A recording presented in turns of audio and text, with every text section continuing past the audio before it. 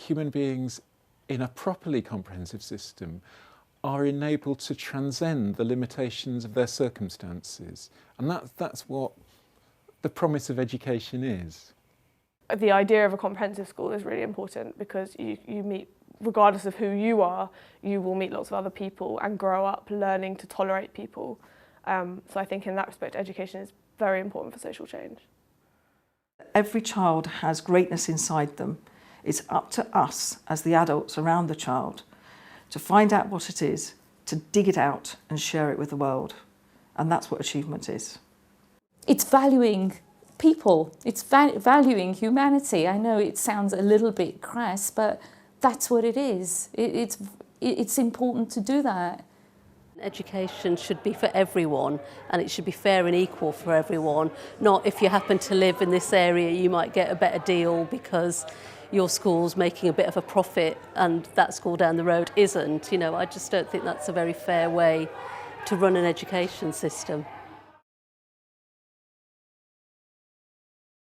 What comprehensive schools do at their best, and have always done at their best, is to treat students not as fixed repositories of already known degrees of ability, but as malleable, as sites of possibility, as learners for whom the outcomes cannot already be known.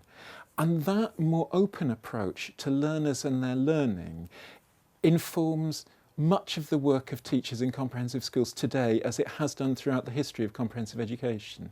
I also think that an education that's for everybody, where you have to mix with people who are, you know, living in all different parts, particularly in London, living in all different parts of London, coming from all different countries, boys and girls, you know, so you mix with all different types of people from different religions and from different backgrounds and who have different views from you. And that's why I think that the idea of a comprehensive school is really important, because you meet, regardless of who you are, you will meet lots of other people and grow up learning to tolerate people. So I think in that respect, education is very important for social change. I come from an area in Berkshire and Buckinghamshire where we still have the 11+, and there I was the only member of my family who didn't pass her 11+, and my family were devastated, and they thought, you know, going to the secondary modern, that meant that I wasn't going to come out with good GCSEs. And I remember the head teacher saying, well, it's okay, they can still get C's at a secondary modern. And I think this idea of having a comprehensive education where students of all abilities are kind of coming together, and a rising tide raising all ships, is seen, and that's perhaps why, well, one of the reasons why London schools do so well. Human beings in a properly comprehensive system are enabled to transcend the limitations of their circumstances. And that's what the promise of education is. I probably wouldn't be here today answering these questions. I wouldn't be where I wanted to be. I wouldn't have had access to one. I know that more than anyone, because I had parents who had no access to education, who came from a war-torn country. And so I think there is some truth in the fact that I am a product of a good comprehensive education. It's not just about sticking to people who are the same as you in life, which I think the current world around us doesn't necessarily promote hugely. You know, there's a lot of kind of cronyism and old boys clubs and things like that that seem to be powerful in this world, and I think comprehensive education is important because it dispels the idea that that's a good thing. It shows you that lots of people from all different cultures and from all different backgrounds can get on together and can work well together, and that works, and that's a good thing. So that when they leave school and go out into the world, they are perhaps a little less judgmental than they might have been if they only spoke to other people who, for any reason, whether because they've been specially selected or because of how much money they had or what religion they were, had been sort of lumped together.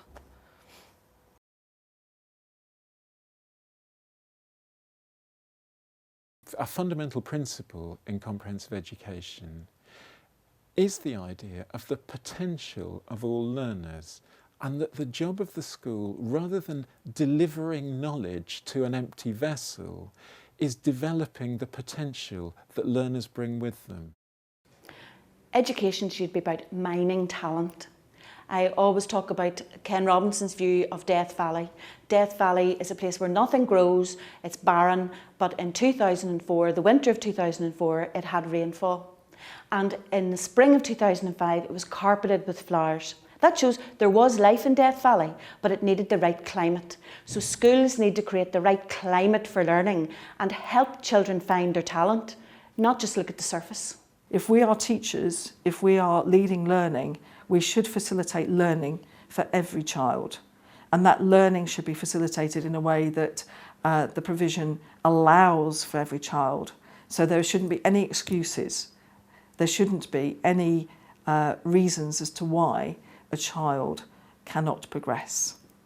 The capacity that individuals have for learning is not fixed. It is changeable, and it is changeable through the decisions made by teachers which enable the learners to make their decisions in ways that will enhance their learning. Absolutely. I mean, you know, the type you are at 11 is not the type you are at 13, the type you are at 16, the type you are at 24.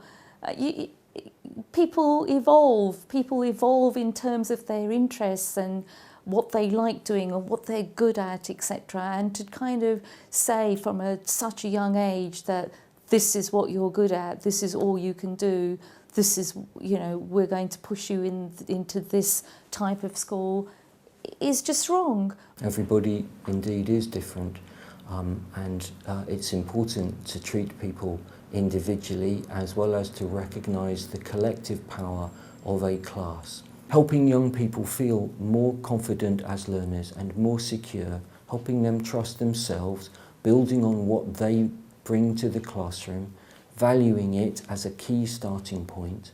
All of this seems to me part of the art of teaching and something that teachers recognise and try to do. I think the combination of bringing together parents and carers and teachers in a positive way around the child to have those common goals, it actually is incredibly rewarding for the teacher. Because the reason we go into teaching is to see that light in the child's eye that says, I've learnt that, I understand that, I get it. I know what it is to achieve, I know what it is to understand. I can take that and I can apply it to so many other situations, so many other experiences. That's what we do. Right from the word go, comprehensives have asserted that all students have an entitlement to knowledge, to a broad and balanced curriculum, have an entitlement to be taken seriously as human beings, and human beings are intrinsically intellectual. Human beings don't just do things, they think about what they do. And the comprehensive principle, rather than dividing the population up into pre-assigned categories, assumes that what unites us as human beings is more important than what divides us.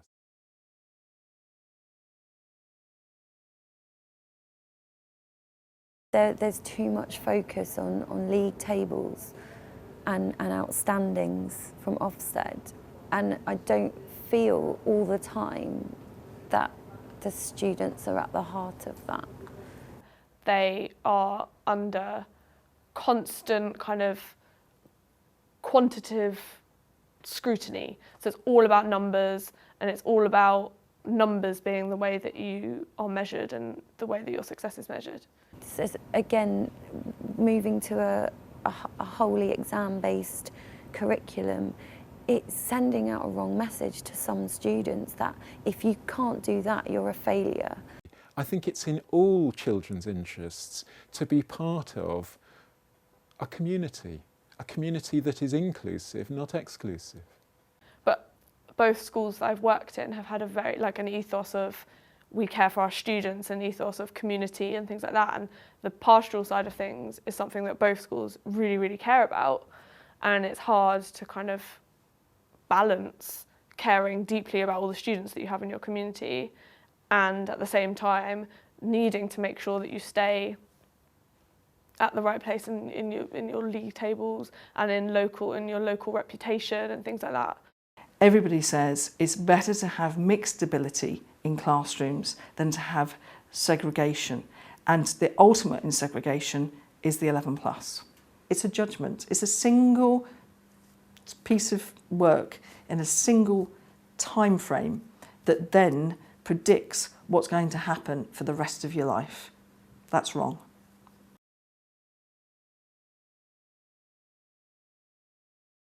Well, my view is that human ability is not fixed at 11, 14, 16 or 55.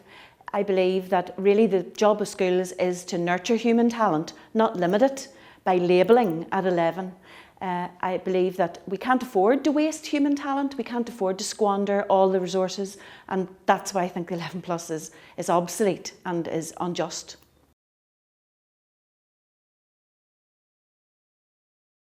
My point is, I don't believe that ability is fixed. Ability in what?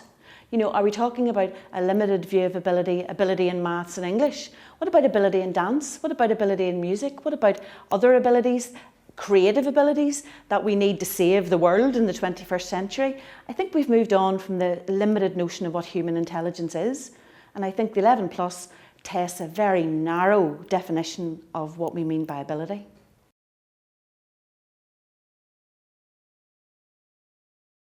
I do think it is about competition, and it's about haves and have-nots. And I mean, I know in Northern Ireland, it's not on, you know, the 11+ doesn't select on academic ability. It selects on social status and on, you know, free school meals. The grammar schools have, you know, fewer than 10% of the pupils in grammar schools have free school meals. In non-selective schools, you get to 50%. So it's more about that social milieu that they want to be in than egalitarian principles of, you know, meritocracy. But they would deny that. They would deny that it was selection on. But they can't. But the data's there.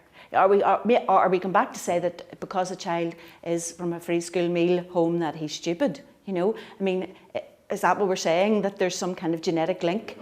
Yeah, well, that's not true, because for example, in our school, I can show you that given the right climate, like Ken Robinson's Death Valley, those children can succeed. But it's about belief that they can succeed and making them believe that they can succeed. You know, and for too many schools are giving children the belief that they can't succeed.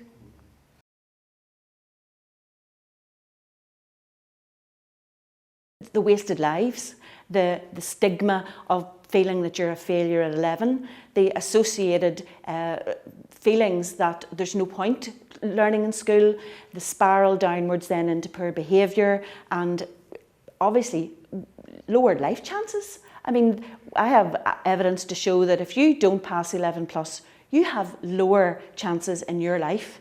You have lower chance of getting a job, you have lower chance of survival, you know, so it's really unjust. 40% of our pupils leave school without 5 GCSEs, including maths and English. Now, 4 out of 10 is not a good average. I mean, you're wasting all of that ability. And what happens to those children who have no qualifications? It suggests that we're creating a society really that's not cohesive, haves and have-nots. And I think that's the last thing Northern Ireland needs. We're moving out of conflict. We need to heal and have an inclusive society where everyone has a stake.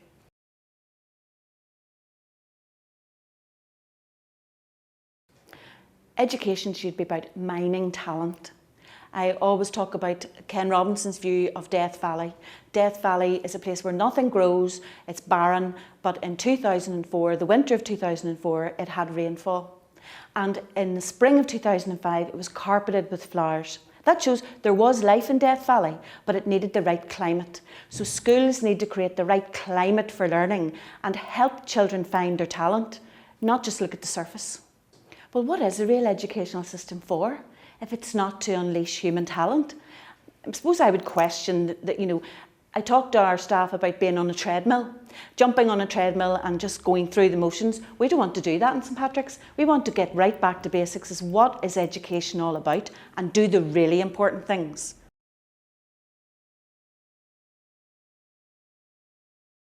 In 2011, we had 51% of our pupils achieved 5 GCSEs, including maths and English. And I thought 50-50 wasn't a good enough shot. in an all-ability school. So what did we do? Well, created a world-class learning resource team to intervene when a child looked like they weren't on track. I created a raising standard team at Key Stage 4 to follow a child's progress. And I suppose what I did was introduce mixed ability, because I wanted the teachers' expectations to be raised.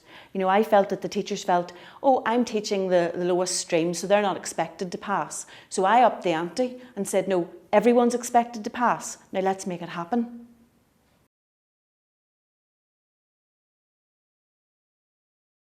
I suppose they initially would have been concerned that their child would have been sacrificed on the altar of egalitarianism. The opposite has happened. Our brightest children, if you wanted to, the traditionally academically able, are doing even better now because we use them to teach the others. So, you know, if a child who's really gifted in maths, we say, look, you know, there's Pat, needs help, and they actually increase their ability in maths by having to teach somebody else. So I have the statistics to prove it. At the top end, if you want to call it that, our brightest and our best are doing even better. But what's happening is they're bringing up all the youngsters. So everybody now is doing well. Why in 2015 are we going back to this model which does totally divide? And it divides communities, it divides the students, the neighbours that are living next door to each other, who normally would walk to the same school, be friends in the same school, to say, well, actually, no, you're going to go to the secondary modern because you're going to be doing apprenticeships, whereas I'm going to go to this very academic school where I will be doing GCSEs and A-levels. It doesn't. Young minds don't work like that. I think that there will be less social mobility as a result of these changes. I know that there are arguments that say, you know, that we're not saying who will be successful and therefore there could be great social mobility as a result of all these changes. My personal feeling is that by constraining people and narrowing the list of subjects that are deemed useful, and by narrowing the list of skills that are deemed useful, and by dividing people into academic and not academic, I think you're causing more divisions and more problems, rather than having a kind of more all-encompassing curriculum where children can have a go at lots of different things, and where their talents can be nurtured, but where they can also be pushed to try new things. I think that would be better. I think that narrowing things is more divisive.